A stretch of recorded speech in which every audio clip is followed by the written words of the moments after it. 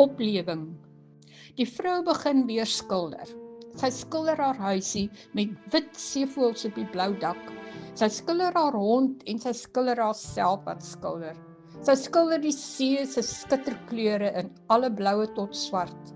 Sy skilder kinders wat in sand en vlakwater speel. Sy skilder elke ding wat vir haar mooi is. Laatmiddag, wanneer die blou uur aanbreek, ruik sy aandblomme, blaar lammers en blaf honde. Klink die stemme van plaaswerkers oor die wye werf. Skarrel dassies oor die lae koppie langs die ou mirasie. Raak alles in en om haar stil. Dan luister sy na Mahler, Debussy en Leonard Cohen. Herlees Agathe, Grypes of Wrath, Sheila en Bruiten se gedigte, tot die boek op haar bors rus en sy aan die slaap raak soos 'n kind.